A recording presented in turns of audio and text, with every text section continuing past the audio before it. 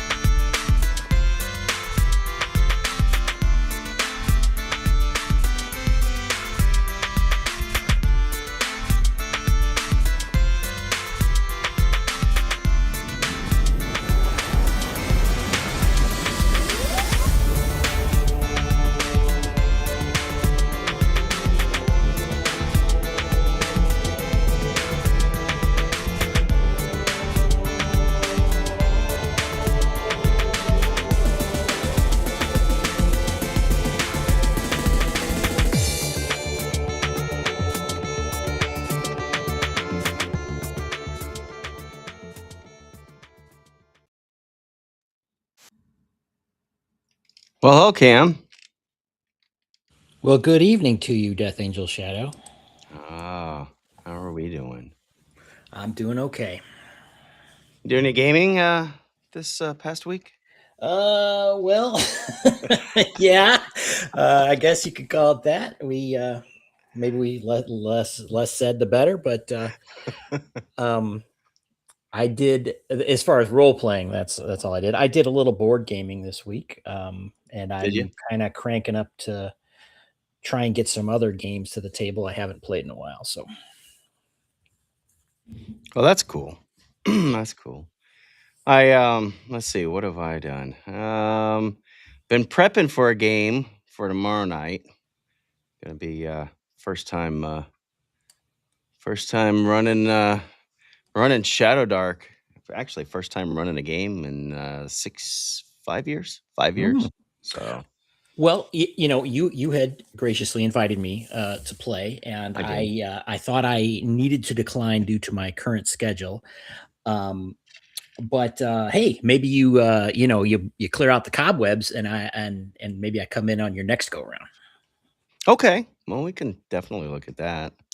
Um, we've got one of the guys is tied up with family business, so we do have somebody else that joined. So we're looking forward to having Dan on with us as well. Lord Mateus, he's got some stuff going on, Okay. but uh, I know he was. They did a giveaway thing on Nerd Cognito yesterday. Um, hashtag Nerd Cognito gave me VD. Oh no. Yeah, it was funny. They did a bunch of other keywords, but that was one of the big ones for a long time. And I actually won a couple of things, so Oh, cool. that was kind of cool. So you've built quite a Rolodex of gaming contacts. I've got a few. Don't have anybody scheduled for tonight, but we do have somebody coming up next week. We've got Dean, Ah, yes, and his and beautiful Victor. bride. Yeah. Yes. So they're going to be coming on with us. I've got to add them to my intro for next week when I do it. So it's funny because you made contact with him through role playing games, right? Yeah, yeah. But he's So only been on the B5 show so far, at least with me. Um, so he's yes, dual yeah, interests, as we do. yeah. But so he'll be next week talking about his new product, huh? And Or yeah, yeah. continuing project. Every Games. I hope I'm pronouncing that right, Dean. Don't give me a hard time if I'm not. We'll make sure we correct it next week. Yes. But Yeah, so I actually met him through Jack Lost Lore Scholar. He was a regular on his show, and Jack was a regular for a long time with Nerd Cognito on their Saturday show. So kind of a connection there, kind of hop, skip, and 6 degrees of separation. Well, but that's how I discovered Dean, and then Dean's like, "Oh, I love Babylon 5. We both do." And hopefully I'm redeeming my graces there on the Babylon 5 stuff with with my not so much love for Marcus. Uh, Well, he'll keep us on the Marcus train for a while at least. yeah, which is okay. I didn't mind Marcus in this last episode. I think my introduction to him was pretty rough, but maybe it was for everybody. But he was okay the last episode, so we'll see that. And of course, I've still got Peter Jursic in our intro here because hey, why not, right? Milk it while you got it. Yeah, he was a great guest. He was awesome. He was so awesome. And we do always enjoy having Dean on the Babylon 5 show. He's always a great guest. Oh yeah, is he supposed to be on this Wednesday too with us? Yeah, he's going to have a run. Triple booked. Yep. He's got 3 in a row, I believe. Wow. So he's picked some bangers too. So this is a real scorcher this week. So hey, everybody, Wednesday at 11 p.m. Eastern. Don't miss the Babylon 5 retrospective on the Sci-Fi Snob channel. Yeah, because that's I don't know if I got a graphic for that. I should have it. It came up in your roll. Did it? Yeah. I've got that was that one was the QR code that goes to the video that I've got. But what is this one? Well, what's our topic for tonight? There you go. That's the wrong episode, but we have a new one. So tonight we got a couple of topics, but my buddy Shadow and Son, who both him and his son did work with the guys that made Arduin, which I've got sitting behind me. I've got a lot of all the stuff except for the maps. The maps are sitting over there in the tubes that you see. You see them behind me, those black tubes. He put out a video, and a couple of the other YouTubers out there answered it.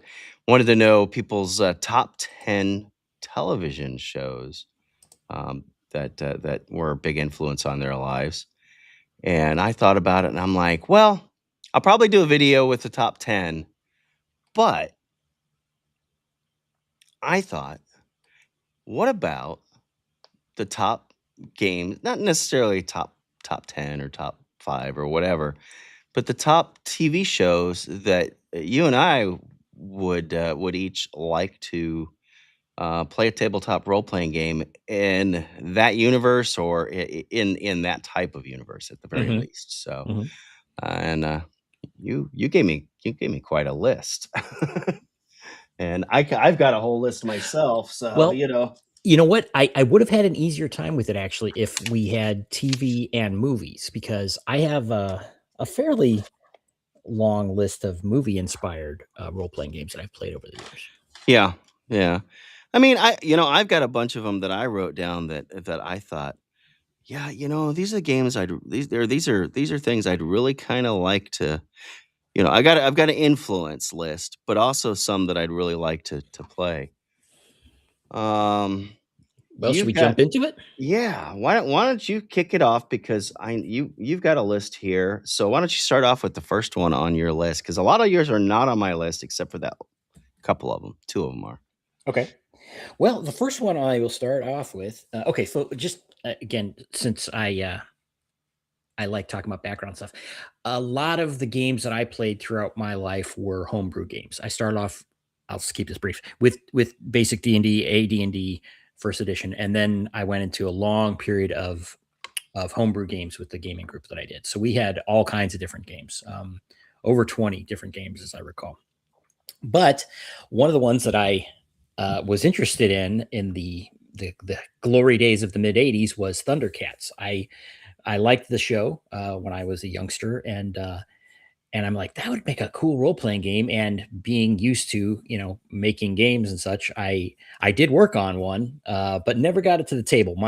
I was there was one guy who was very much the game master, right? He was Right. rarely, we did take turns, but it was he would basically sabotage games so he could get back to running them. So it was rare that we could get one played more than a few times. I did have a number of them, but one of them that I did work on was the Thundercats game. I thought it would be pretty cool, and of course, I mean, so this is it's kind of a normal thing for me. It's like, oh, I see something, a comic that I read or a movie or a TV show, and it's like, so I went so far as to, kind of stat out, the Thundercats and things like that. And the thing about it is there are certain properties that make for that have a world that like is like, oh yeah, you could easily play a role-playing game in this. And then other ones that are kind of like, yeah, you kind of have to play those characters. Um, and Thundercats is one I think where you kind of have to play those characters, even in the more expansive versions. DK there in the chat, DKT says that I love the Thundercats reboot. I did watch that one. Yeah, it wasn't bad. I'm sorry it didn't last longer, but it ended pretty quickly, but it was not bad. I think you're muted. Silly me. I was messing around with the mic. I muted myself and didn't unmute it. I was saying, I remember when Thundercats premiered, I was still young enough to enjoy stuff like that. Mm-hmm. I think it premiered, as I recall, it was they played basically I think it was like the first 2 episodes, or maybe 3 episodes, but it was back to back. It was kind of the intro story. Yeah, I think there was like they did this like a movie. And it was shown at like 7 or 8 p.m. Here. I think you're right about that. I seem to recall something similar. And I was like, "Oh, this is gonna be awesome." Then of course it became a Right. cartoon that aired in normal cartoon hours. But yeah, it was kind of cool. Yeah. Now you could, so okay, people who haven't seen Thundercats, it's basically they're refugees from their planet that was attacked and destroyed, and there's just a few of them left. You have the 5 main characters. Well, 6, I guess. No, 7. I think. Let's see, 1, 2, 3, Well, you have Kit and 5, 6, Cat, 7. Yeah, Chitara, Chitara, Panthro, Panthro, Tigra, Tigra, Lion-O, and then Snarf, if you want to call it. Snarf. Right. And then later on, they did actually have a few others that showed up, some other survivors. Mhm. And there's a current comic series for it, and there are others. And you could do things with it if you wanted to expand it and play like in an earlier era or the 2011 version. They didn't leave their planet, as I recall. I think they were like overthrown essentially. So that might be more conducive to playing a Thundercats game. If you obviously want to play Thundercats, if you want to play different races and things, then it would be even easier. But it's a cool world. It's like a sci-fi fantasy world. There's magic kind of stuff. There's cool tech. A lot of fighting and battle. It could be done well. Now, the thing is, there is a recent Thundercats RPG Kickstarter that I ran across. Right. And I think is it by Dynamite? Excuse me, Dynamite Entertainment. I don't remember because I dismissed it quickly because it was based on, I think it was a 5e mod or something like that, essentially. So I was like, you had me and then you lost me kind of thing. Yeah. So I dumped out of that pretty quick. But it's something I wanted to do. I don't know if I would ever really dedicate time to it at this point, but that was the first one on my list. Okay. Well, let's see. What would be my first one? Let's start probably one of the oldest ones on my list. I would like to see, and you wouldn't necessarily have to play as this, but in that universe, kind of maybe the same principle. I think it would be neat to play something like the A-Team. Oh, okay. Oh, that's funny you mentioned that. I've just been watching the A-Team highlights channel on YouTube the last couple of days. Oh yeah. Mm-hmm. I think it would be a great thing for a party of 4, 5, 6 people to Mhm. get together and to present them with a some sort of challenge where you've got the military chasing them, but they've also got they're hired to solve a problem, and the goal is of course to get out with your lives without getting caught, and at the same time, apparently nobody dies in the show. So Right. You could spray bullets from your Mini 14 all over the place, and everyone's okay in the end. yeah, Well, I th- so that was the first one that I think of that would be really kind of a neat concept. And I don't know. I didn't ask you, but what system do you think Thundercats would work best in? Have you thought about that? well, again, everything was kind of homebrew for us, and we to say it was rules light would be, uh, a stretch. um, so, I mean, you could play, like I said, the one that was coming out now, I think is based in fifth edition, and that would be suitable to do, I suppose. Um, but it would be kind of, I mean, even though there is magic and such and tech, it would be a low magic version. I mean, any D20 system could, D20 can do anything essentially. Yeah. Um, but yeah, yeah, I mean, because really, there's not much space based on Thundercats, right? And there's no space based on A Team. Uh, we probably back in the day, if we were to have done it, probably would have used something like D20 Modern. I think that would have maybe worked. yeah, Uh, for the tech, it would certainly be better. yeah, yeah. This day, maybe the Troll Lord Games Amazing Adventures might work for it. I don't know. I'd have to look. I haven't tried it, so that's the one thing from Troll Lord that I haven't picked up yet.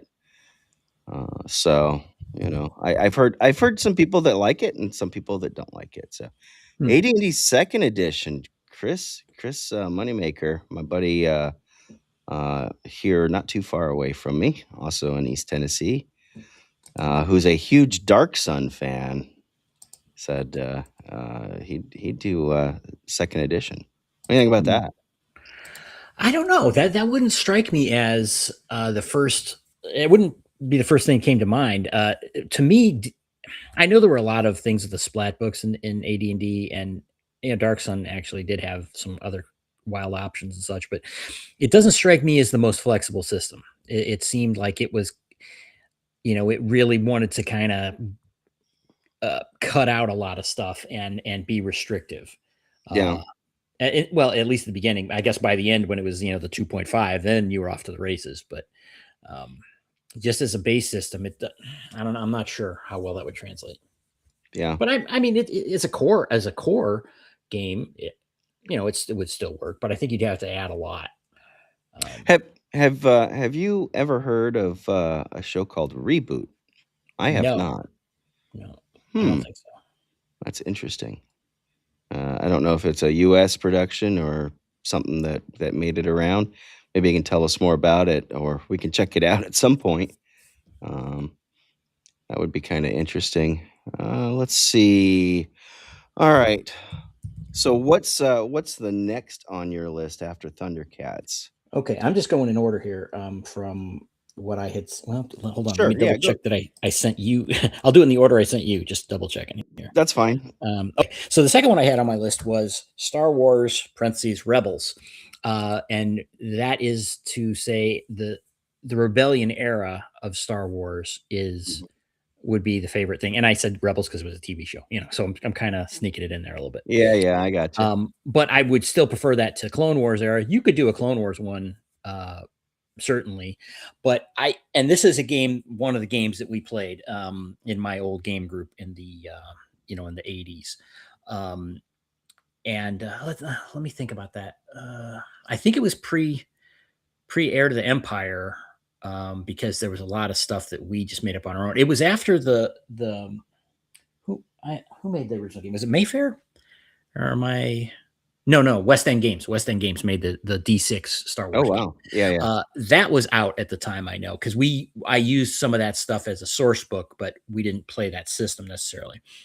but we played one that was, I think we had it set between A New Hope and Empire Strikes Back. So that was the era that we played in. But I think for the one that I would like to play today, and there are, Fantasy Flight had put out a number of different subsettings for Star Wars, and so you could definitely play in this era. But the Rebellion era, the early Rebellion era before A New Hope, I think would be my favorite time. So pre-Rogue One Andor kind of stuff. Even though I don't watch that show, and I am pissed about Star Wars, I still think it's a great, yeah. I still think it's a great setting. Again, that early Rebellion stuff is great. Rebels, I loved as a show, Me too. and how it developed. How the Rebellion developed, kind of via, by their point of view. So that would be one I would really think would be fun. And Sabine is not a Jedi. She has no Jedi powers. That's right. And I'll stick by that. Stomp says Reboot is Canadian, and it is kind of like an animated version of Tron. So that would be kind of interesting. He would know. He's our Canadian buddy. Yeah. He can't spell Canadian though. Yeah.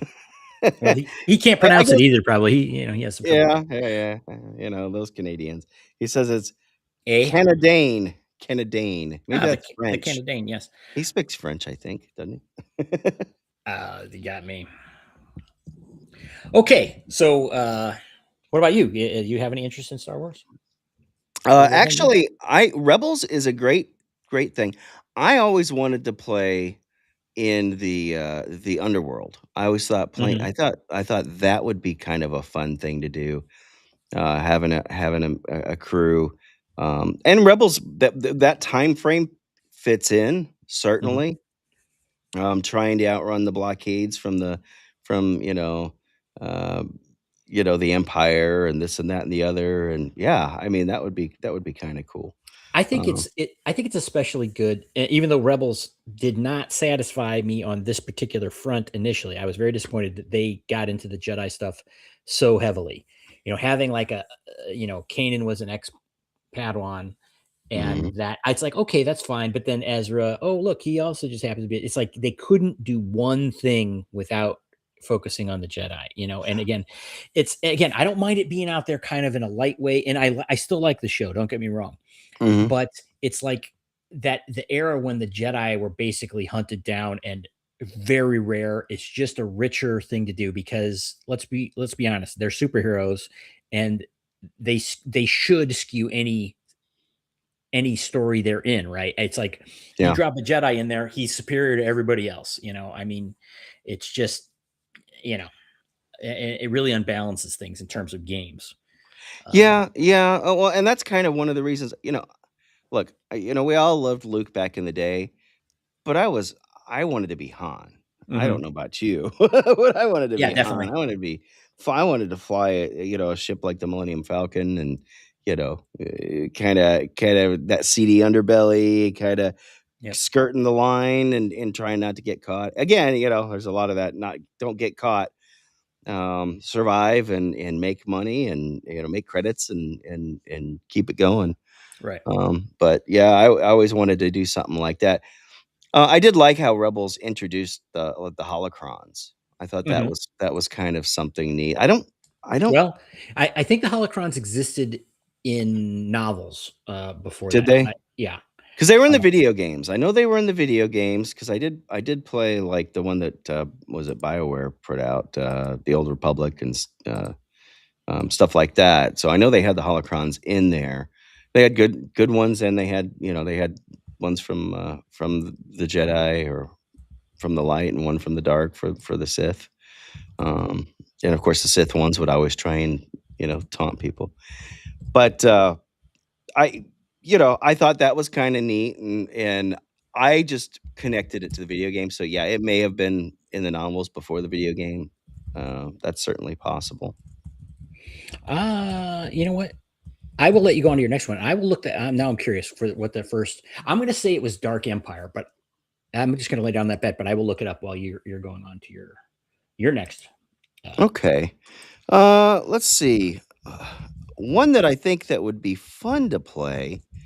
I don't know how you do it, but Red Dwarf, something like Red Dwarf would be fun. I think that would Hmm. be an exciting, imagine a sci-fi game that doesn't take itself seriously, kind of Breaking like the news. show. Breaking Oh, news. I'm sorry to interrupt. I was right. It was Star Wars Dark Empire. Fantastic. That was a okay. comic by Dark Horse in 1991 through 1992. Sorry. Red So it Dwarf. got Go ahead. introduced. Yeah, Red Dwarf. I think that would be kind of fun. Because of course Star Wars, Star Trek, etc. A lot of the sci-fi shows are very very serious, and that's cool too. But Red Dwarf is like the opposite. It's like the anti-serious, if anything. I don't Mhm. know how much you've watched of it, but I have one DVD of it I got late 90s or something like that. yeah. As I recall, though, it was just the couple of them, the cat and the dude and the robot, right? Or the android on the ship. Well, so you had the android, you had Cat, and you also had the hologram Rimmer, Okay. and then but there was other stuff. So you kind of had a crew of four Okay. basically. Cat would let the furry people get their jollies, I guess. That's this would be a Gonzo game, right?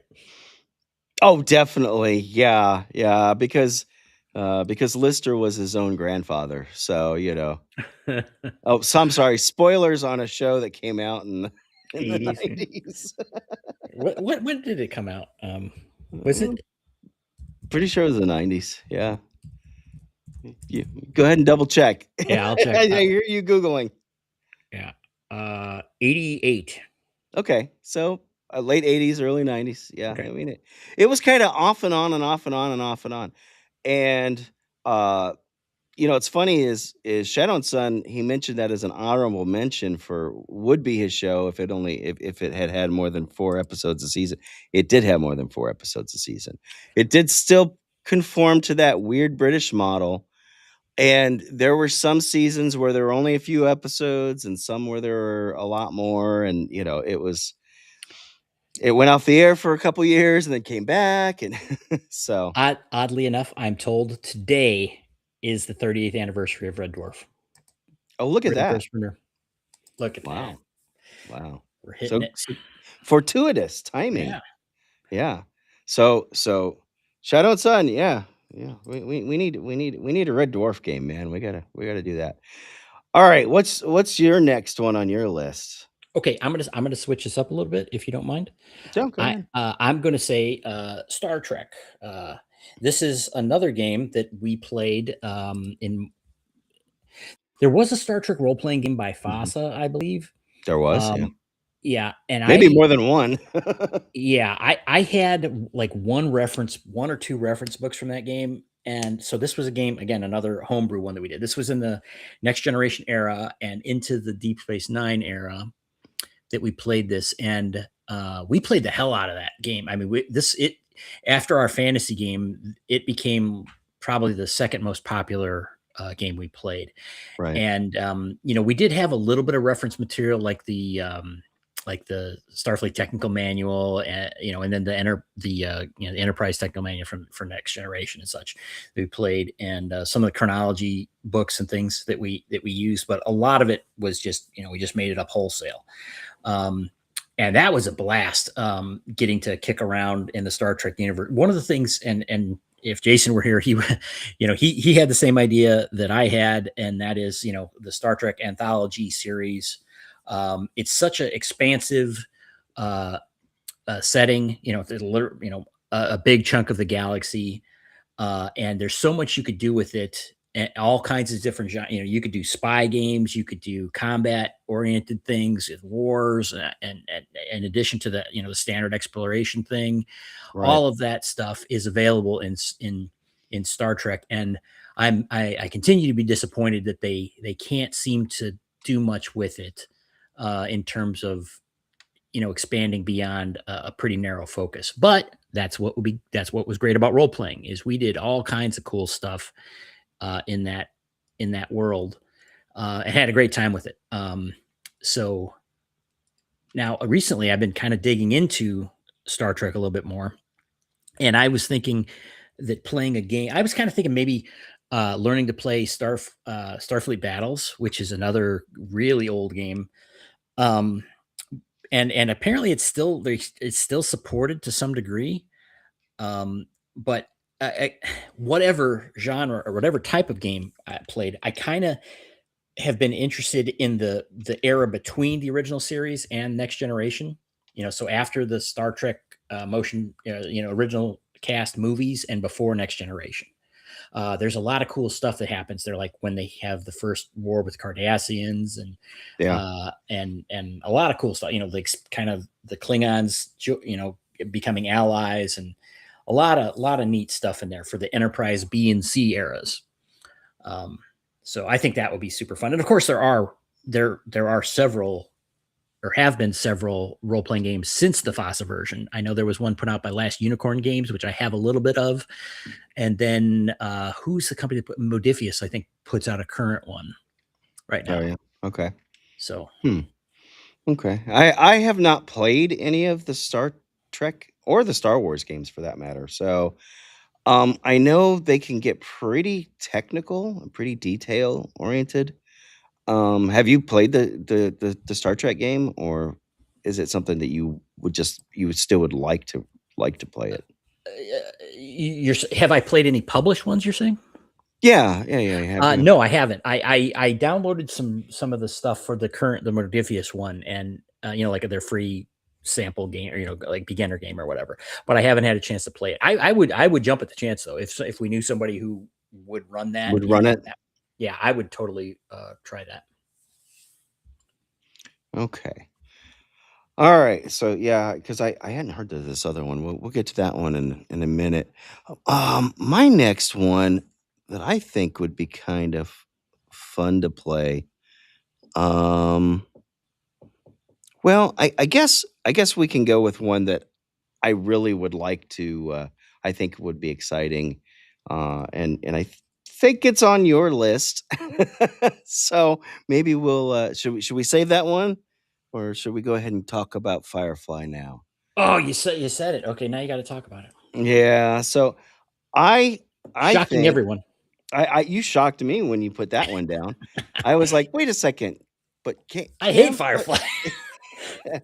You don't like the show. You like the premise. Yes. Okay. Go ahead. Why don't you go into detail? Because I'm okay with the show. Okay. See, that's the thing about this is when I heard about this show.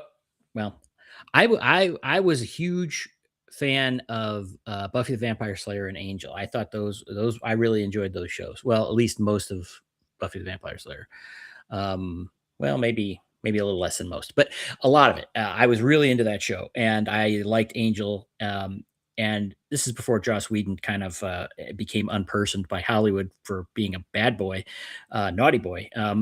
He was, everyone loved him. And Firefly was his show that he came out with that was widely praised by his fan base and hated by the network that did screw it over.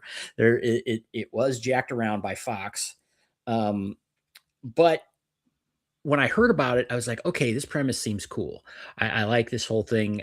Not the Western stuff so much, which I thought it got a little grating to me, but not bad. Western in space obviously isn't a new idea. No. But I like the idea of kind of a small scale. And when I mean small scale, I mean one system, not faster than light travel, that's kind of replicating, a pioneer feel, where it's like, on the edge of civilized space. Right. Yeah. So it's not like you're completely separated from it. It's like, again, the Old West, is appropriate for that. It's like, it's not like, people that lived in the West were living more primitively than people in the Eastern cities or Europe or other places. But, it's not like they were primitives, you know what I'm saying? It's just they had less, they had less stuff to actually deal with. And so I like the idea. It's like, yeah, you've got a freighter or something, and you've got your crew, and you guys are making your way. Kind of like what you were talking about with Han Solo. There's a lot of similarities there. Yeah. Playing the kind of the rogue in Star Wars, and I kind of like the idea of the war, and the general setup was really cool. I thought the execution absolutely sucked. It failed as sci-fi. I won't get into that too much. Everyone's heard my criticism and is tired of it.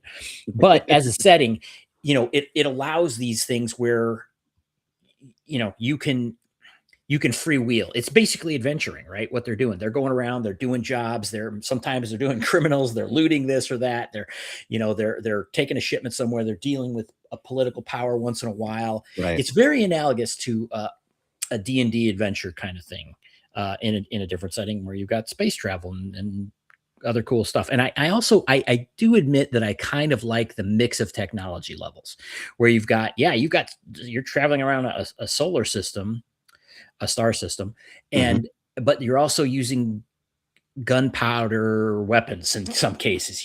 I do like that range of technology. Yeah. Yes, Weatherman, Firefly, great premise, failed in execution, absolutely. So yeah, I think it could really make for a fun role playing game. Yeah. I was thinking it would be something ideal to do probably with Traveler. Okay. I think Traveler is probably well suited to that. I'm sure Weatherman will pop in and say, "Oh yeah, of course." I think it's actually in the introduction, to the book where it talks about you could run it as a this or a this or a this or a this, kind of as that type of thing. Mhm. But I think that would be kind of neat. Again, for the same reasons exactly as you pointed out, because I think it would be great to be the Han Solo, the rogue trying to run stuff under the radar of the big bad empire, and maybe helping out the rebels along the way, and so on and so forth. So. But in this case, I think it's a corporation that you're trying to avoid, right? Isn't that the premise in Firefly? Well, it's kind of like a corporate. It's like a fascist government thing, Yeah, where the inner system or the inner planets of the system are, highly civilized, and and there was the war and everything in which the supposed good guys lost right. against that force, and so the brown coats, were the good guys, I suppose, the rebels, Yeah, um, and they lost. So that's kind of the setting, and the show collapsed before it was able to really get into that. So who knows whether it really would have been developed well. Like I said, the network screwed it around a bit, um, you know, but whatever. A similar setting. Forget that one in particular. Even one that's similar would be cool. I actually I'm very fascinated by near future, not near, well, kind of near future games set in the solar, like the colonized solar system of Earth, here, like The Expanse. Now, I never read The Expanse, and I only watched a bit of the TV show, but I yeah, same really here. like that general setting. I I like the absolutely love premise it. of it. Yeah, Yeah. I like the premise of The Expanse. I did watch a couple of seasons of it. I thought it was uh, I thought it was really good. I heard that they rushed the last season or two. Where they tried to wrap everything up in a limited time frame. Mm. I have not read the novels, so I would definitely want to read them before I, got too far into. But I do kind of like that whole concept of where you've got was it? I think was it Io that the mining colony is out near, and of course you've got the Martians, which of course was a Mars colony. Mhm. And some of like I said, I have seen the show, but then life and whatnot gets in the way. So it's one Right. of those things that I have to go back and watch. Maybe we could do a retrospective on it at some point in the future. Mm. Um, that's a possibility. Yeah. Can we mention something from the chat? Sure. DKT here mentions X-Men 97, which he was mentioned a video game based off the anime series, and of course X-Men 97 is the current not reboot extension of the old X-Men animated series. Right. And oddly enough, I one time back in the Jim Lee days, and he was at Marvel when he was basically given control of the X-Men franchise. They had a huge reboot. This is like 1990 or something, and this was one of the short-lived games that I made for my gaming group. Where it was a kind of a alternate future offshoot of the X-Men Right. game that we played, and I really enjoyed it. They didn't seem to enjoy it as much as I did, but definitely that setting could be really cool for a role-playing game. All right. Well, on that, let's see here. I don't know. So we both kind of hit on Firefly. Why don't you go? Why don't you take the next stab? Because Okay. what's the next on your list? All right. I had My Hero Academia, which is, kind of similar to X-Men in some ways. But the reason I specifically like this one is it's, as opposed to a different kind of superhero game, which don't get me wrong, I would love to play a good superhero role-playing game. And let me tangent off on that for a second. DC Heroes by Mayfair Games, back from the 80s. That was a game that I just poured over as a kid, and I think I played like twice or something like that. It's like I just couldn't get people interested to play. Right. And similarly, the TSR put a Marvel superheroes game, and the first one was pretty basic, but they came out with a revised edition or advanced edition. I don't remember what they called it exactly. And that one was they really did some good work on that. It was the same system essentially, but they really pumped it up. Okay, Weatherman played Marvel superheroes, awesome. And that seemed like a really cool game. I did play a little bit of that in high school, but very little. And then I think with a later gaming group I had when I post college days, we played a tiny bit of it. Right. I think superhero role playing games are kind of hard to play in a lot of ways, but I think it remains interesting. Okay, so then I'm sorry. Did you want to say anything about those before I go into My Hero? I have never played a superhero game. Okay. So Champions is one that I know a lot of people really liked.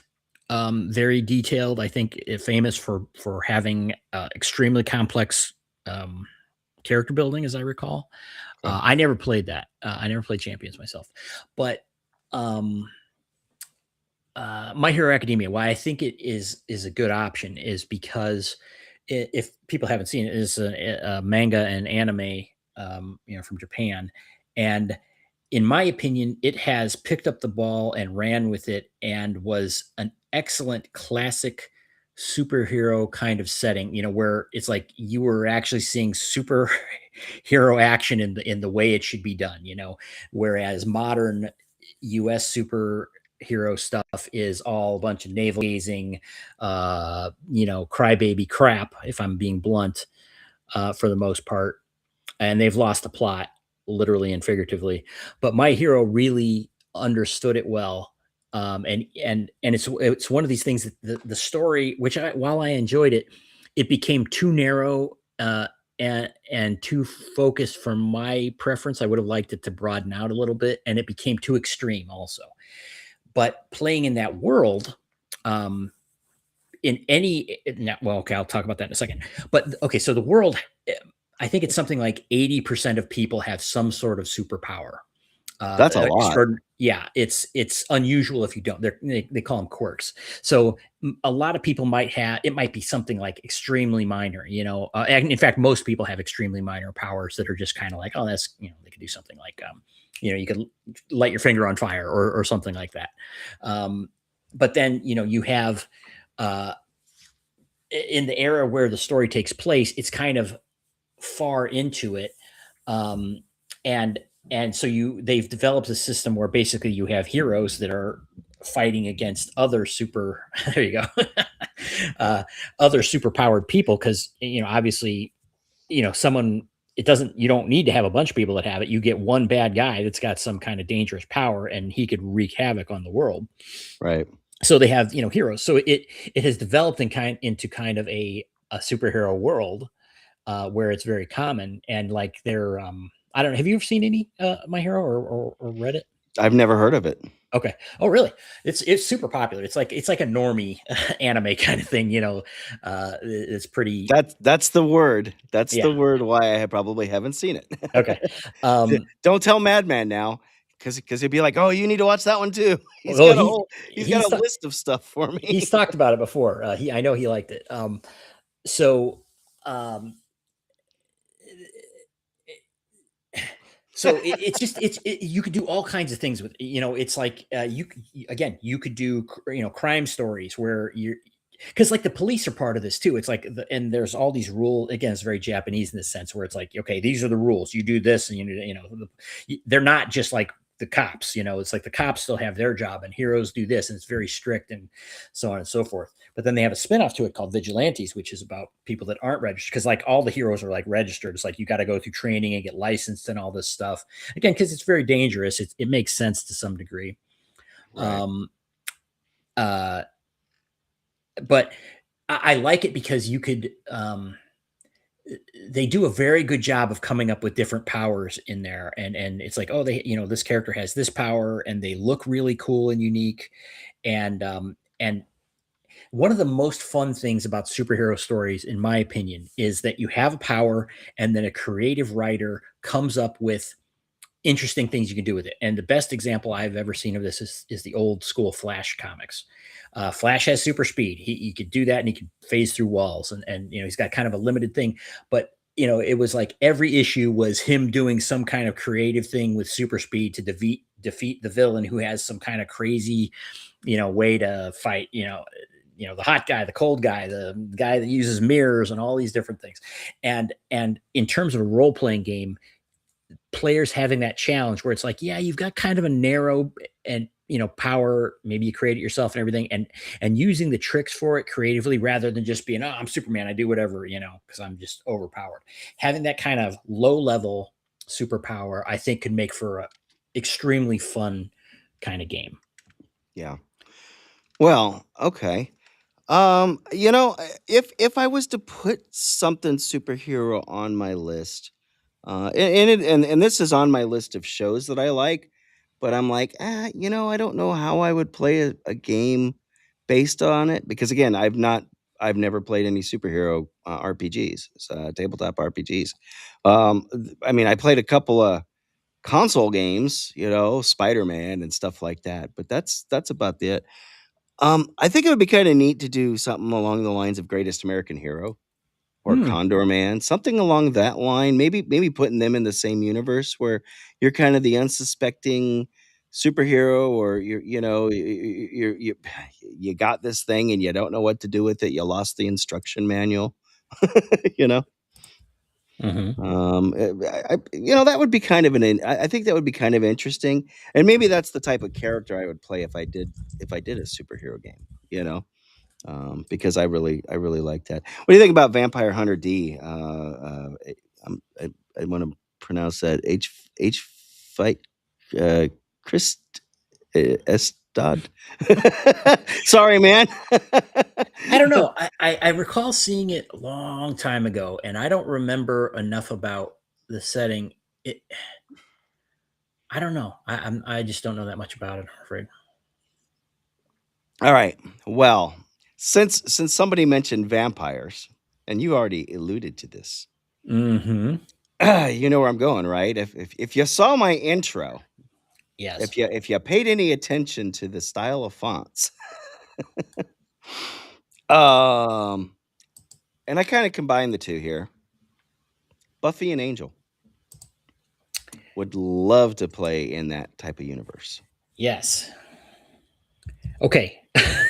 Go ahead, because I know that's one that you threw on. I think at the end, right? You said and Buffy Angel, and I'm like, it was on my list. It was one of the things written down.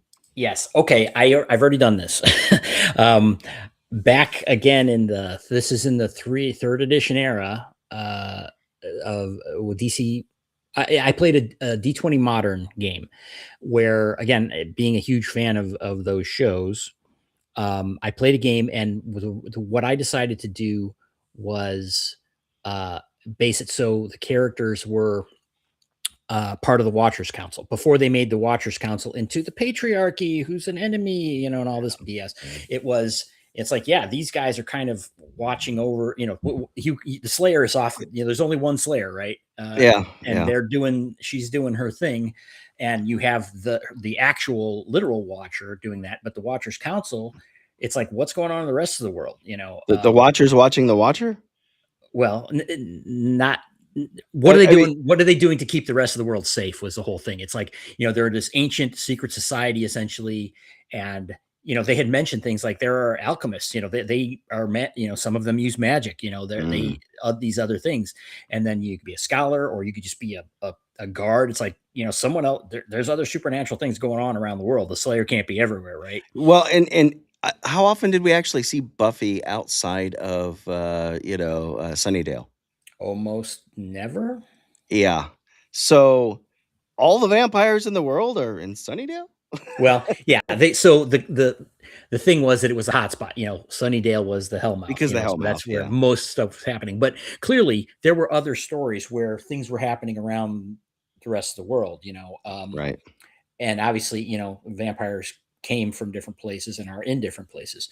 So I thought that was because Joss had mentioned something about maybe doing a spin-off with Anthony Stewart Head, who played Giles on the show. Right. He left the show at one point as a regular, and they talked about doing a show where he was playing Giles, but they wanted to do like British style ghost stories with him. And they never did that, but I thought, that's a cool idea. And you could do other kinds of stories within this world. It's, again, it's a horror based, magic world that they live in, is supernatural stuff. And I'm like, man, you just have endless possibilities here. And I think you're probably familiar with, World of Darkness, White Wolf, vampire, and mage, and werewolf, and all that stuff. You could do all that kind of stuff.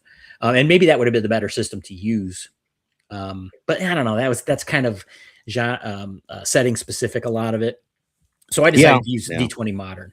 And again, most of the characters were just kind of normal people, that had skills and stuff, and were, doing their thing, hunting down supernatural threats and so on and so forth. So yeah, honestly, we did the same thing. Okay. I know that there was a Buffy Angel or a Buffy role-playing game. Never saw it. I don't think I did either. I don't remember that. Never saw it. I think I saw it in a game store once, and I kind of laughed, and I'm like, why do I need that? Mm-hmm. We've been doing it with D20 Modern for, we played several years. And Jeanette, she loved playing in that universe, and it was set in present day, whatever, and running around kind of doing the same thing. One of the things that we did throw into that mix is we kind of threw in, and it wasn't just, how they often refer to themselves as the Scooby Gang, right? So you didn't just have the Slayer, you had the witch, you had the this and that and the other, and so you had a group of them that it wasn't Buffy by herself most of the time.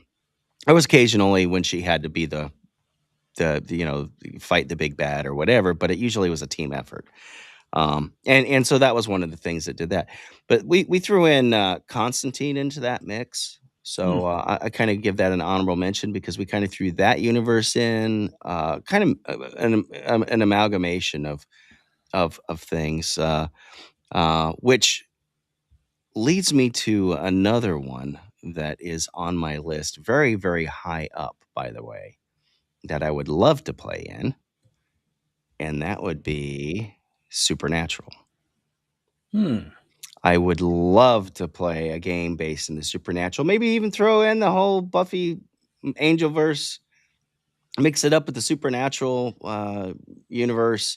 I like the idea of hunters, and especially teams of hunters. It wasn't always just the two brothers. There was a network of hunters. Some of them would go out and in groups of 4 or 5, and they would take on, the Monster of the Week thing. I think is really what it would be, what it would be good. That's, what what is it? A Wendigo. Okay, there's a Wendigo in somewhere terrorizing, this small town in southern Illinois. And then the next week, we gotta drive up to Topeka, Kansas. Then we gotta go over down somewhere in Texas, and Mm-hmm. it and I kind of like that. I kind of like that idea, and they kind of did that with the prequel to Supernatural that didn't. Well, we know we know what had invaded at that point. One of the nice things about Supernatural is, for the most part, it avoided the curse of the WB. Mm. It was probably the only show that pretty much went unscathed by the infection that WB got, because there was a lot of good shows that came out on the WB early on, or I'm sorry, the CW, whatever we call it. Well, it was WB first, and then Yeah, and yeah. then later became the CW. Yeah, but you know what I'm talking about. I'm sure most of the people watching us are well aware of what we're talking about. But I like the whole. I mean, you could play the Men of Letters. That would be kind of an awesome thing, being out there, because they were around. They were around the world. You could play hunters. You could play a mix of things. It would be an adjacent thing. You're fighting. You're fighting the monsters of the week. Maybe every now and again you encounter one of the big bads. Obviously you're probably not going to come against Lilith or the Darkness or anything like that. But Well, okay. So here's the thing: is in terms of TV shows and things, I think the best ones are what what you just talked about. Is that the and same thing with Star Trek, or a lot of these, is that the setting is expansive enough that you could fit into it and play credible roles without having to be that main character. You know what I mean? exactly. And because otherwise, again, like Thundercats doesn't really fit into that particularly well, because No. you really don't have options other than the Thundercats. You could play the Thundercats, playing a different And then already made character. you could be. I guess you could be also from the planet, and refugees trying to fight your way through whatever. Yeah. Yeah, you could do something, but I think these other ones, and I've said this on various other shows, that I really love things that have these settings that inspire this kind of stuff. Right. Well, Tolkien's world is another one that it's like, idiots can't seem to do any story about it that isn't exactly his stuff. But there's so much in the setting that you could run a role-playing game without trampling his stuff and without having main character syndrome. Crying. It's like, oh, I'm not the guy that has, whatever ring or it's just a ton of stuff that happened in that universe, in many, many different eras over thousands of years. And similarly, these other TV shows and stuff Yeah. often do that too. Yeah. Why don't you go ahead? Because I already mentioned Supernatural. I need to mark that off my list. Somebody had said Lex. I I don't know that I much about watched a it. little bit of it, but I don't think I got deep enough in it to know the lore yet. I'd have to go back and watch it. Um, but what do you got? Why don't you go? You got something else on your list, right? Or did we cover it I all? know. I think that's it. I had. Or did we exhaust it? I also had Buffy the Vampire Slayer. Yeah, you did, and yeah, you didn't put Angel down, but you Well, mentioned it in passing. To me, they're kind of the same universe. So yeah, and again, the one that I did play and would want to play again would be, in that universe, but not about those characters. right, right. You're either Monster of the Week or something else. Did you ever hear, you mentioned about Hunters? I think I know this is not the same thing, but White Wolf also had a game called Hunter the Reckoning, which was Hmm. about people that normal people that get supernatural powers to fight the supernatural threats, kind of thing. Which I think it might have been more interesting, similar to the Star Wars thing I was saying, everybody's got to be a Jedi. It's like, well, what if you're not supernaturally powered? It's just like, but you're forming teams and weapons and using technology in a conventional way to fight these supernatural things. I think that would be maybe more interesting. But anyway, that did exist. The World of Darkness was very much a foo-foo kind of thing. Vampire the Masquerade. It's like, oh, look at the fancy vampires and all that crap. It was a way for a lot of guys to try and get some goth chicks. That's right. That's right. Our friend Michael was a LARPer of that type, I believe. And while I am not a LARPer, the World of Me Darkness neither. I thought it was pretty cool. I liked Mage. I thought that was the segment of it that was the coolest, and that's the only one I actually. They had a werewolf one too, right? Yeah, they had werewolf. I think it started out with vampire, and then werewolf, and then mage, and Yeah. then they had one. I think it was called changeling, and then the hunter one, and there's probably others that I'm forgetting. But it was pretty extensive, and not bad. Yeah. All right. So we've kind of done that. Kind of as an adjacent, I think I would throw into this this Buffy Angel Constantine amalgamation, supernatural. I kind of would like to throw in some of the stuff from Dresden. I think Okay. Dresden would fit into that too. In that same universe, I would put them all kind of in the same universe. I Okay. wouldn't want to be Harry Dresden. I would want to be, maybe another, maybe your character would be another, wizard out there, or fighting against the Fae or Well, whatever. let me ask you this, because again, World of Darkness covers a lot of ground, with all that kind of stuff. And you're talking about amalgamation of like mixing these things. Is that something you think you would like? Is mixing these things into the same universe? I'm a little bit of a purist where I would tend to not want to do that, not have those crossovers. Because I'm not saying it couldn't work, but for me, it's like the lore doesn't necessarily intersect well. It's like I don't know the lore of all of them, front and back like I did with Buffy, but there's some stuff in the Buffy universe that wouldn't necessarily work with Sure. all other universes. I think if it's more of a kind of like what was it we mentioned with Firefly, you wouldn't necessarily or some other ones, it wouldn't necessarily be in that setting, but in that overall genre with those type of characters or playable, you know what I mean? Yeah. So are you saying one that is similar to all those that were kind of combined into one of your Yes. own making? Yeah. Okay. Yeah. Yeah. Something like that. I think that would be I think that would be better long term if you were to do that, because then you could make your own unified lore, where you didn't have to explain contradictions. It's like, yeah, you just kind of come up with it and you make it, and you've got all these elements that you like from these other things. Like, oh, you got the wizards and the slayers or whatever and hunters and things. But then you could just say, well, ours is this, and they don't contradict, or they do fit together in this way or that way. Again, World of Darkness is kind of like, they do have many of those elements, but maybe you don't like that system, or, their foofy approach is not what you want. Maybe you want something more, different flavor. I think it would be kind of interesting. My buddy Chubby Funster, Greg Christopher, he came out with a vampire system based off of Shadow Dark, called Shadow City. Just like he came out with Shadow Rim, kind of loosely based off of Skyrim type universe. I think it would be really cool, and we even asked him, and Lord Mateus was on board along with, I think Gary Lewis was there too. A couple of us that were like, "Oh yeah, we would love to have something with this supernatural Buffy, blah blah blah, that type of thing." I don't know, Shadow Natural. What do you call it? Shadow Slayer, something like that. Well, yeah. Well, okay. Here's another reason why I think.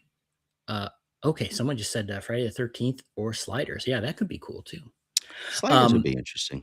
Yeah. I think the reason it would be good to avoid using an existing thing like the Buffyverse is because you have the baggage of the Buffyverse, right? And it's like, Sure. the oh, look, the famous character is here, and everybody, blah, at fanboys or fangirls about it.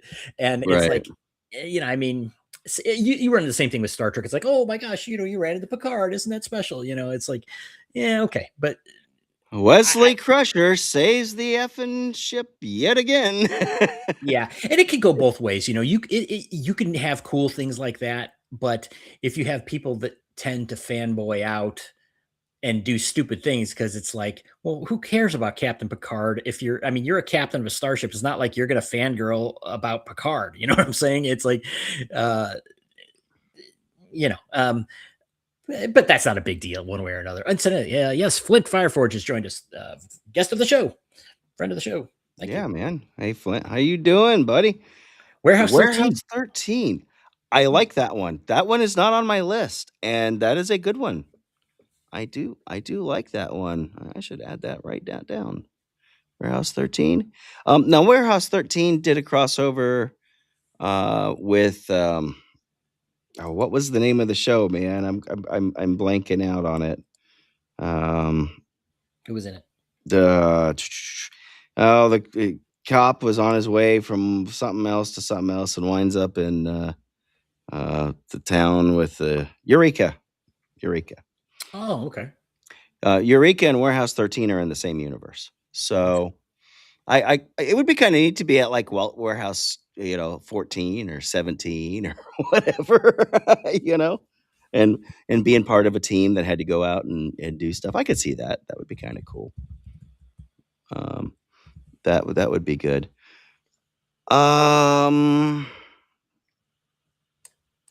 Did you think of anything else yet? That would be kind of cool. I mean, again, this was such a common thing for my game. I'm trying to avoid movie stuff, but a genre that I thought was cool, and this isn't on a specific, well, is um, let's say early Mad Max cop game, where it's like you're kind of like you're the law, but it's like real tenuous. You know what I'm saying? Or Right.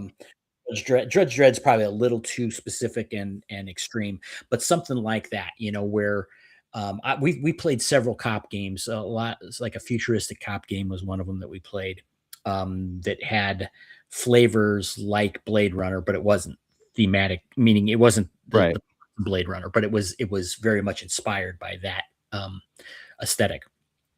Yeah. The library is another one, or the librarians. Yeah. Librarians, yeah. Yeah. Because the library was there was a couple of episodes, and then they came out with the librarians, which was Noah Weil, right?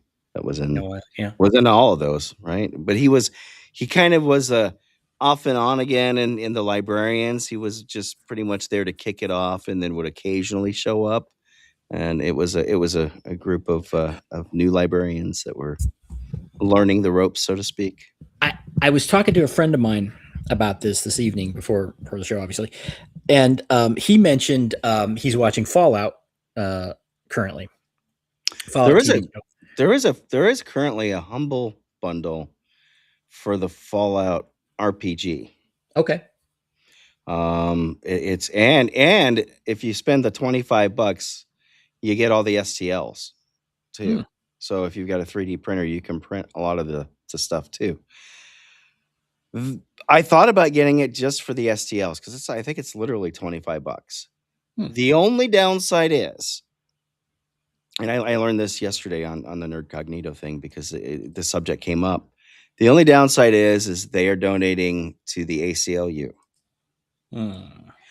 But apparently, and I did not know this, so folks, because that's one of the things I do when I decide whether I'm gonna get a humble bundle or not is who are they donating to, and do I agree with that cause? Do I support that cause? Did you know that when you go to pay, there's a slider and you can adjust where the funds go, how much goes to the charity and how much goes to the that's the interesting. publisher? That's interesting because up to and including 100% going to the people that made it. Right. I mean, I guess, theoretically, I have no problem with someone benefiting whoever they want with their money. And if they're upfront about it and they're like, hey, yeah, we're doing this for this, then you could choose whether to participate or not, like you're saying. There are certainly organizations that I would not want to have any part of supporting. I mean, Right. Obviously, and everyone will have different views on that too. But it's interesting that they I'm not would judging you allow for you that, to. but yeah, the fact that you can do the slider thing, I was like, I did not know that. But well, now here's the thing: And they don't advertise it either. once They you don't get tell the you. money, once they get the money, they can do whatever they want with it. I mean, Yeah. but once again, I guess that's not my business. If somebody says, "Hey, I'm offering you this product. Do I like that product?" Yes. Okay. Now that money's yours. You do whatever you want with it. That's not my business. But so I'm okay with that. You know what I'm saying? But if it's like, no, if you're saying you're definitely going to give money to, and I'm not trying to make a statement about the ACLU or not right Right. now. Right. But if it was one that that any that doesn't matter what organization it is. If it's I don't want my money going to that, I certainly would. That would be a stop. If somebody said they're putting the money to something that I will not support, and I didn't have that option, there would be no way that I would support that. Right. Yeah. And there's Uh, been humble bundles that I was like, oh, I should do that. And then I'm like, I don't support that. In fact, I'm against that cause or something like that. right. And I did not know that because it just literally immediately turned me off on that. So the next time I find something that I really am um, already interested in, I'm going to take a look at that and see where that is, because apparently you have to actually say you want to do it at what tier, and then it's when you actually go to the payment page, that's where there's the slider where you can Okay. adjust it. So they don't put it like right up front. It's when you actually go to do the payment. So Yeah, and you know what? Again, I said I didn't have a problem with people doing that, but honestly, I think it's a bad idea. If you are putting a barrier of any kind in front of your customers, you're doing it wrong. yeah. If you want to take your profits and do whatever you want with it, go ahead. Don't make it Right. my business. You know what I'm Right, saying? at that point, it's on you. Right. I've paid you, but you've gotten whatever value for your product. If you wanna give it to somebody that I don't like, that's your business. But I don't want, you know if they only get 20% and they're giving the other 80% or whatever to some group, and I'm sure Humble Bundle's getting a cut either way. But I don't want it all to go to some other cause. I'm inclined to not do it. So I'm going to actually try this next time I do have run across a Humble Bundle that is sponsoring a charity that I either don't have any qualms with, or that I do support. You know what I Right. mean? So Yeah. Can we mention a few things from the chat just to catch up a little sure, bit? sure. Okay, so they were talking about Warehouse 13. We mentioned that, and then Friday the 13th series. Somebody mentioned, um, and then Tales from the Crypt. I've Uh, seen Tales from the Crypt. A couple people seem to David be. Bowie's Outside. Was that a TV show? I not familiar with it. Okay, Cops the cartoon. That's interesting. That was There's the a Cops 80s. cartoon? Well, it was before Cops the live or the reality show. I believe Really? it was a cartoon in the 80s, or I want to say Green early. Girl mentioned one that would Gem and the not my Hologram. genre, but I I have love seen Gem it. and the Holograms. I will fully admit this. I've I'm not seen it. sure. You would say, "Hey, how is that going to make for a good role playing game?" But considering the Misfits were literally trying to murder the holograms at times, you could probably make something out of it. You could have like a really That's dark true. show based on that. That's true. The seedy underbelly of the music industry. That could be a great show Yeah. or a great game. Let's see. Did, did, Last Starfighter. That was yeah, a little bit outside, because this is we're talking TV, but a reboot of the well, if it's a reboot, or would it be a sequel? A reboot, cool, and a show on that would be kind of cool. I could see a show where now they're actively recruiting more starfighters, and you've got a group of them, because once you get on there, you do have it's not just the kid by himself. You've got a crew in a starfighter, and you've got the other group. So I that would be kind of an interesting idea. I did love the Last Starfighter. Somebody actually made a video game for it. because there was a video game in the movie, but there was no such real video game. What a missed opportunity, too, right? Mm. I mean, come on, Tron had a game that was out there where you could play the Tron games. So the last Starfighter should have. Well, do you remember the Tron? Just brief aside, the Tron console, not cabinet game. With the light cycles. Oh, the ones where you actually sat on the light cycles? No. It was just I think I Oh, think it was you had like 4 different games or whatever. You could play the light cycle, or you could play the one game that was kind of like with the light cycles. It was kind of like quicks or kicks or however you pronounce that, where you're drawing the lines, and the idea is to, right.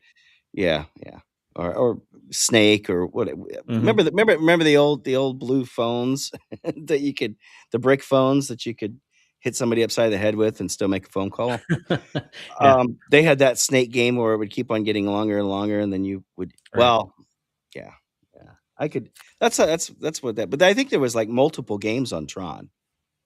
I remember playing it at Mystery Funhouse Theater in Orlando back in the day before I lived in Florida. That game was there. So, somebody, Weatherman mentioned that they had a RPG Fringe. Okay, so Weatherman, you're saying Fringe, the TV show, based on Call of Cthulhu. That would be cool. Fringe is a show. Fringe is a show we should think about. If Sci-Fi Snob is listening, we should make a note of that. Make a note of that. Well, speaking of Sci-Fi Snob, I liked some of Fringe, and what was the other one where it was it Ichabod Crane? Sleepy Hollow. Sleepy Hollow. I liked Sleepy Hollow too. That was a good show. I was just talking about that with a friend today. That was a surprisingly good show. It's like this should have sucked, and it was really kind of good. And you know what made me think of it, right? What? Because the guy that was in Fringe was also in Sleepy Hollow. Not the main character, but the older man. I believe he was in both of them. Really? I think so. The guy with the curly hair, the elderly guy with the curly hair. Talking about Denethor? I can't remember. It's been so long since I've seen both shows. I think he was. Let me see. Fringe. Now you're gonna make me Google. Yeah. Let's see. Oh, any rate, why don't you promo Sci-Fi Snob, because you got a show coming up here. Okay. In about 45 minutes. Yes. On the Sci-Fi Snob show tonight, we're having kind of a mix and match show. We're going to have a tool segment to begin with. I think we're doing it at the beginning at least. And tools. Then, we haven't had one in a while. So do a little bit of that. And it might be a short series we're beginning tonight. And then we're going to discuss some cartoons that are, Snob sent me an extensive list of cartoons that are available on Tubi. He wanted to do a little bit of that last week. So he wants to talk about that tonight a bit.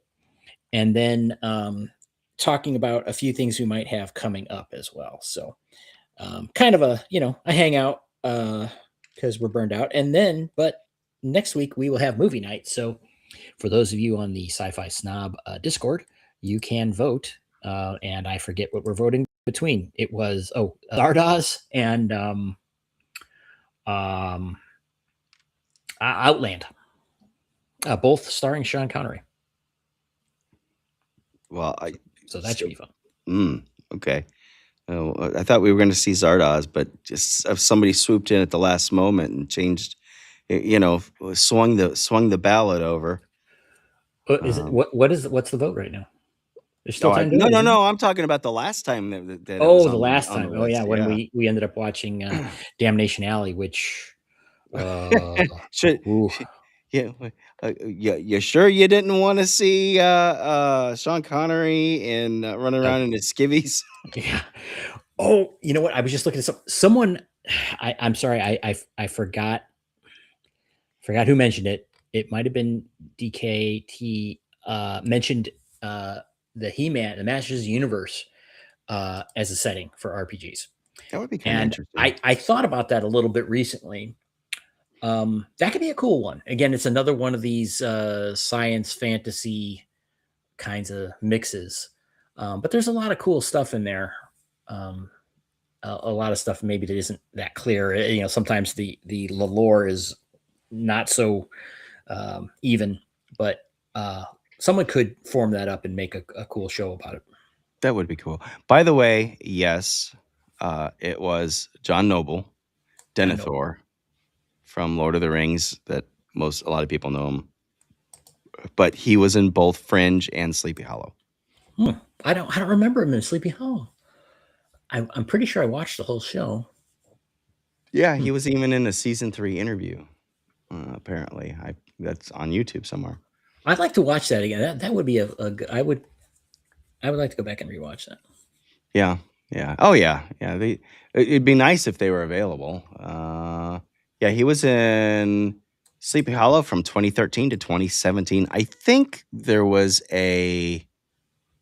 wasn't there a strike, a writer strike or something during that time that kind of affected the show? There was something that I do remember it being delayed and then he was in Elementary from 2015 to 2019. Wow. So yeah, I should check out his IMDb. Let's see, television. Oh wow, this is funny. But we'll get to that one in a minute because this is on my list. He was in Fringe from 2008 to 2013. He was in Dark Matters, Twisted but True. Was that a spinoff of Dark Matters? Or no, that's Dark Matters. Wasn't that like a story? Like they told it was like true stories or whatever. Is that what I'm? It was on the Science Channel. I think that was. I think it was like a truth stranger than fiction kind of thing. Yeah. Oh, kind of like what Riker did. Yeah. Or Jonathan Frakes, kind of something like that. Yeah. Yeah. Wow. He was in Time Tracks. Really? That's old one, right? Yeah. But he wasn't. Yeah, he was in Sleepy Hollow, Elementary. Wasn't he? I'm surprised they didn't list. Green Girl says they didn't list Sherlock's dad on Elementary. Yeah, he was too. He was making the rounds, I think, in that era. Yeah, he worked a lot. Yeah. Quantum Leap. Oh, well, see when you got so if you get the Evil Leapers in there, and Quantum Leap's on my honorable mention list. I'm not sure how to fit it in. That's okay. the thing. Can we take a little aside here, or do you got more on your list? Okay, so. Oh, I got more on my list, but okay. Let me take a quick aside then. Go ahead. Let's see. Could you have a Quantum Leap game if you base it on there's a leap going on, right, where he's doing this because when you had the Evil Leapers, I don't know if you remember this, they came in at the end and it's like, he's going around trying to fix things that went wrong, and then there's the Evil Leaper who's trying to make things that once went right go wrong, right? And so in this, they're fighting through time, these different Sam and then this other organization that's using these people. And then in the real world, my thought would be the game would be happening in the real world, right? They had a few episodes, 1 or 2 episodes, where they went with Al, where like Al was like having to do something in the real world, like he was chasing down some kind of lead or something, and I think there was some gunplay or whatever, but it's like he was, and so if you had this thing, it's like this. So the story that you're presented with is, this leap is going on and they're they're doing that. But then your characters, like in the real world, they're like these agents fighting the other leaper, team or whatever. That would be kind of, I don't know how far you can go with that, but that's the first thing that occurs to me. Yeah, I mean, and the reboot for that show was awful. You had a team there, but man, it just, I don't know how that would work. It would be rough. Okay, well, what about that? Because they're in the past and they're changing history, right? So it's like, what if it was like history is like morphing? Most people wouldn't realize it, right? But somehow, maybe because they're linked into the whole leaping thing, they could tell what the changes are going on in real time in the present, based on this conflict that's going on in the past, right? Like 7 days. It I don't know about that. Did you never watch 7 Days? 7 Days was Mm-mm. great. No.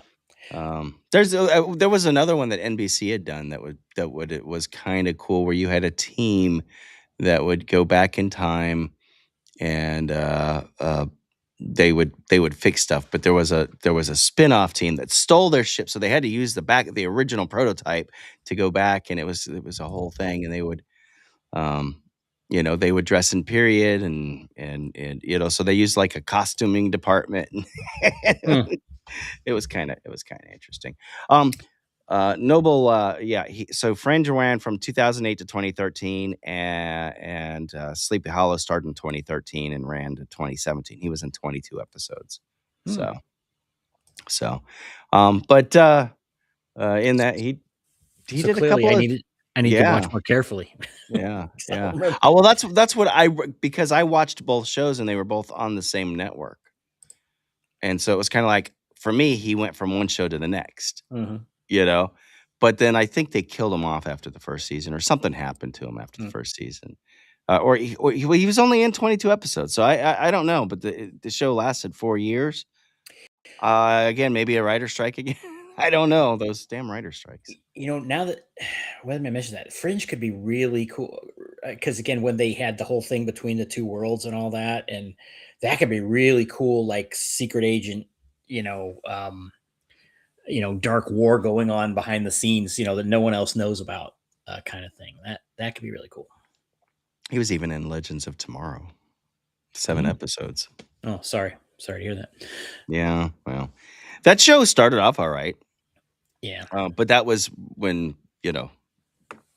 the whole WBCW Mhm. mind virus Mhm. infection happened. Yeah. All right. What else you got on your list? We're running out of time here, so I We don't are want running out of to keep time, you and I don't from. know if we're going to get to the other topic. Okay. Well, I would be remiss. Oh, wow, this is the second time if I said be remiss. If I didn't say Babylon 5 with a caveat, you wouldn't be a crew on Babylon 5. It would be a fixed point in the game. You know what I mean? That's on my list. What do you think about that?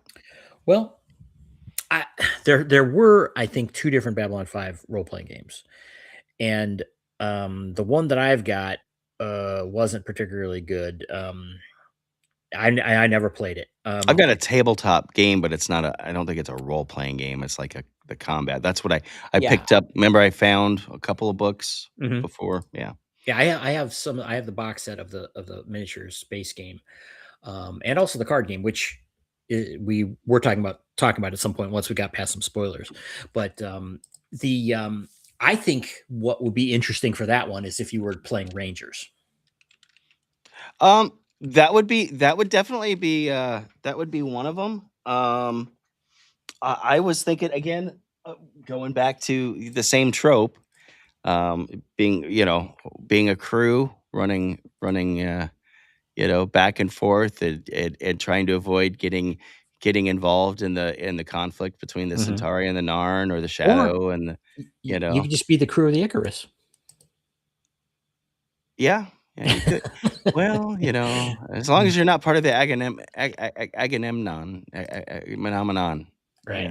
you Well, can't be in a position where you could affect the canon, and that's the big thing right. with a lot of the IPs, Yes, like you exactly. said. Yep. And that's why something like Star Trek is way better because it's not so specific of a story, meaning, you know, it's essentially a bunch of one shots for the most part. Now, maybe DS9 where there is a war, a specific story, but that's even broad. You could play any corner of that war, no problem, right? Um, Chris uh, has seen the show. okay, so Chris is talking, referring to, okay, without spoilers. There's a sequel to Babylon 5 called Crusade, um, which involves some of these things. So, um, Yeah, don't. I haven't seen past the episode that we talked about last week, but yeah, Chris, you need to watch our Babylon 5 retrospective. I know where you live, man. So, Yes, we desperately need viewers, so please do. yeah. Wednesdays, While we're at it, 11 p.m. those of you that are watching on Sci-Fi for Me TV, please give the Tennessee Tabletop Tavern channel a follow as well, and like and subscribe there. By the way, speaking of that, we hit a Oh. milestone. I don't have a fancy graphic like Snob come up with though. Did you see how many subs we have? 106. We broke into 3 digits. There you go. Well, you've doubled your subscribers, right? Yeah, we're on our way, man. We're on our way. Overdoubling, I think. Yeah, Chris is a huge fan of Dark Sun, and we've got a game scheduled at the end coming up in a couple of weeks. I think Dark Sun is a standout of the second edition era. And I will tell you, Chubby Funster, speaking of him, he did a Shadow Sun, which is kind of Dark Sun with Dark Sun-esque, but using the Shadow Dark rules, right? That type of environment. Kind of like the other stuff he does. He's done some games that are, they're based off of Shadow Dark, but kind of in genres. One of the reasons why I want him to do the supernatural thing. But he is working on his Shadow Sun 2.0. So he is going to be doing even more. So there's good things to come from him, man. He is hardworking, and I major kudos to him. I do. Donnie is in the chat over on Sci-Fi for Me, and the biggest fan of Power Rangers that I know of. So we would be remiss if we didn't mention Power Rangers as an RPG. I think there is a Power Rangers RPG, if I'm not mistaken. And that's a team-based thing, so I could see that. Okay, in relation to that, I was going to bring up Gatchaman as a world to play in. But that's another one that it's like, well, if you're not part of the Science Ninja team, it might not be as interesting, I mean, I can do and I'll form the head, and that would be another one that you could do. You're talking about Voltron? Voltron, yeah. That's about the extent of my anime. Voltron and the like. But again, you've got Red Lion, Blue Lion, blah blah blah. So you've got a group of 5, and there was two different Voltron teams, wasn't there? There was one with vehicles or something like that later on, besides the Lions. But which I didn't watch that one. I probably aged out of the demographic. Well, I mean, if you're getting, okay, so you could get into Robotech, you could get into Space Battleship Yamato. All kinds of stuff you could do if you start delving the old anime. Yeah, maybe we could talk about that. I have not. Again, I am not an anime guy. I got a lot of friends that are. Shout out to Madman, CutieCast. He is trying to drag me kicking and screaming into it. Well, okay, well, I'll save that for later. I have been watching some anime this week, though. Yeah. So we've got about 15 minutes before you got to bail. And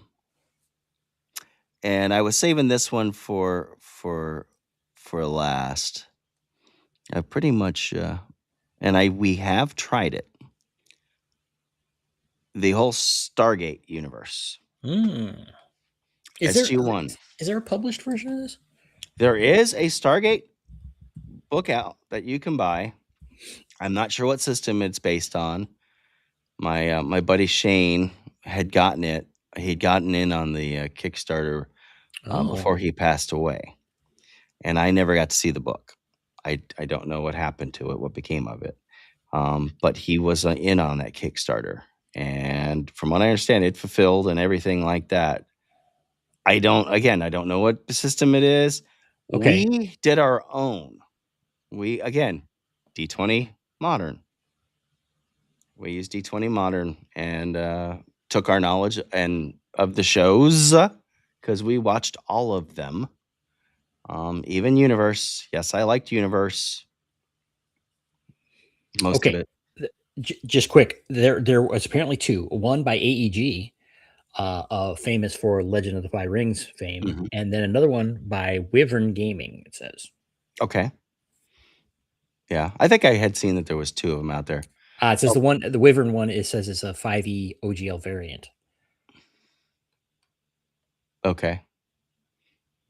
I wonder which one is more. The AEG one is a D20 based on the Spycraft game, which I have a copy of. I have never played Spycraft. How is it as a system? It's D20 Modern. I mean. Okay. That makes sense. That makes sense. Like I said, I'd like to see the Siege engine, which is what's at the heart of Castles and Crusades and Amazing Adventures. I'd like to see how that stacks up on some other things. We've had some great suggestions. Stargate could be a lot of fun. Yes, we had a blast. I literally had manila folder files. I printed out labels, said classified, you name it. We went all out on this stuff. Came up with I desktop published my own character sheets for the group. And I think I ran a couple of games. I think Sean, my buddy Sean, not to be confused with Shane. Sean's over North Carolina. We loved that universe. We also we would watch Buffy, Angel, Stargate, Red Dwarf. All these. This is the group. This is the gaming group that we all watched all this stuff. So we Well, played a lot of it. As you know, I'm an ignoramus on Stargate. Hail, Chubby Funster! Yes, I did. Oh my God, I heard Welcome. it through the void. What's up, man? Good to see you on. Be sure to be. Which are you? You're on my channel too. Looks like. Is he on my channel? Yeah, Yes. he is. Sweet. Be sure to sub, dude. And everybody else too. Oh, it Tennessee says Tabletop. 107 subscribers. Hey, look at that. There you go. Yeah, man, you're working hard, and we're gonna have to get you on the show very soon. I know you've been hanging out with these highfalutin, 8,000 sub channels lately, talking to Baron DeRop the other night. But yeah, we're looking forward to it. I can't wait until you're not and the way he got the Shadow City out and just talking to him, and I think this was on the stream. I said, "You jack up." Okay, all right. Here, It's good to have friends. yeah. He ran a great game. Shadow Rim, we had a blast in. That was so awesome, and hopefully, he. Hey, Bacon. Speaking of that, Bacon and I are gonna we're doing a game tomorrow along with a couple other folks. So Very cool. Cam said maybe Yeah, not this I Monday, should've- but maybe the following one he might be interested in joining. So Well, I meant the following game run. the following game. Oh, okay. The following campaign. Okay. Well, we don't know what it's going to be. We don't know who's going to run the next one. We have some ideas though. So Well, I'd like to play. I'd like to get into some playing, so for sure. yeah, Chubby did great. I'm sure I'm going to screw things up. You mentioned the siege system. Yeah. That seems like it would really work well for a modern-ish game. Well, they have Amazing Adventures, which is based on the Siege engine. It's the same rule set. So, it's somewhere like a cross between second and third. They take some elements from third that they like, but it was. I really prefer first edition. There's some stuff in second edition that's pretty good. And there's a couple of things here from third edition that we liked, but we definitely didn't want to go to third edition, and we really didn't want to play in second edition. So that's why they came up with the Siege engine.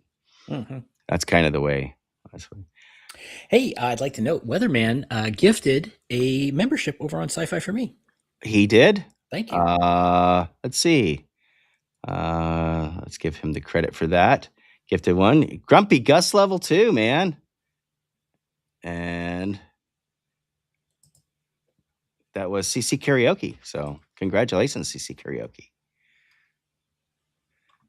And oh, look, somebody knows Donnie. Hi, Donnie. Donnie shows up in all the strangest places. Chubby would like to express his official displeasure with the lack of piano music now that I can see one in the background. That is my wife's piano. Yeah, Could she play for? Well, okay. You have an official request from a viewer. You have to make this happen now. She has to come and play this piano. Maybe not today. Jeanette's watching too, or listening. She's working, but she's probably listening. So she checked into the chat. I did see her in there. It's not an organ, right? It's actually a piano. That is a real piano, yeah. Okay, because you have the you know. I have the other piano. The what do they call the digital grand piano is over here. That one I bought her for a big birthday, a few years ago, right after we moved up to Tennessee. 30? My goodness. Yeah. She turned 30, and it was such a depressing. Anyway, all right. Did you have any more on your list? Do you need to lightning round them, or let's see what else? Stuff that I'm not sure how it would work. Airwolf, Sequest DSV. Oh, that'd be a good one. I know there was a game, but Buck Rogers. I think again, it's one of those maybe in the universe. We need to get a hold of that game and play the old school. Because that was what second edition, right? It was based on second edition, wasn't it? Or was it was in that era? It was in that era. Yeah. Battlestar Galactica. A friend of mine brought that up as well. That was the and. If you didn't pick up on the title card, that was the and. Let's see. I already mentioned Quantum Leap. Lost in Space. Oh, okay. That would be kind of interesting. Monster of the Week or something of the week, situation of the week type of thing. I could see that. If we could get Billy Mooney to come on the show, talk about Lost in Space, that would be epic. Oh, if we could get Billy Mooney to come on the show, we could talk about a lot of things because he was in a few things. So absolutely. Let's see. I already mentioned Land of the Lost. That one probably would be pretty easy to do. Modern. You're a modern person in a kind of a weird throwback. But you got the slee stacks and stuff like that. And I'm not talking about the comedic movie. I'm talking about the TV show. Right. That was my childhood. So I think that would be kind of an interesting. That's the ones I come up with. If anybody's got any other suggestions, leave them in the comments, man. I'd love. We can take a look at that. You ever heard of this new show, Star Trek? Star Trek ended with Enterprise. There has not been a single episode of any Star Trek show since Enterprise went off the air. Sorry, Chubby. That's the official, and I'm sticking by that one.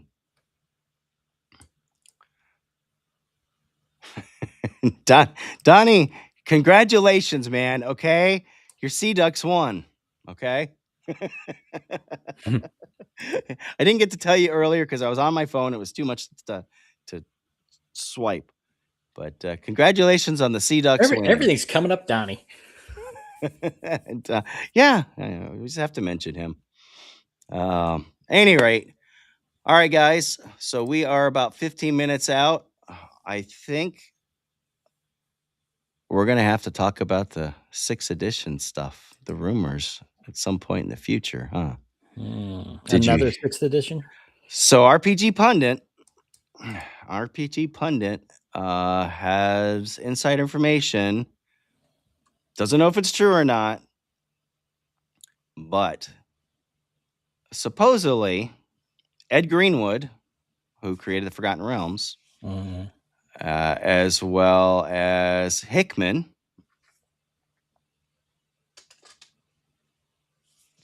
Tracy Hickman, look, my gold.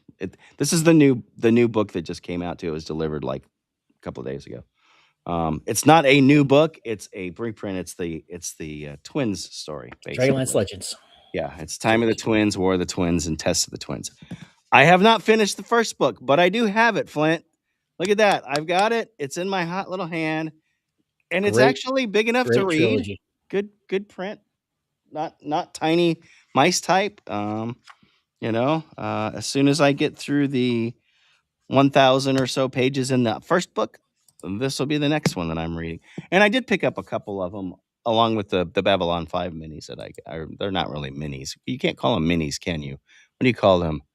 Action figures, the larger action figures for Babylon 5. I picked up a couple of the other books that are Dragonlance and some Hickman and Weiss books that are not Dragonlance. I didn't know they wrote stuff, but it makes sense that was not in the Dragonlance universe. So, and yes, Chris, you are 100%. STD is an STD. Anyway, what else you got to say? Everybody, go check out Sci-Fi Snob. Let me see if I've got a link I can drop here. Wait a minute.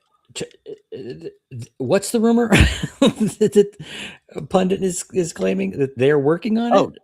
Hickman and Greenwood are going to be working on 6th edition.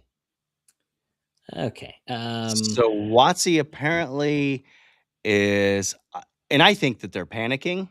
And this is not the first one that's come up.